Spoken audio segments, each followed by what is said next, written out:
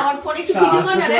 Happy birthday happy birthday happy birthday happy birthday happy birthday happy birthday candy কি হচ্ছে candy happy birthday বলো। Happy birthday happy birthday কি হচ্ছে? Happy birthday happy birthday to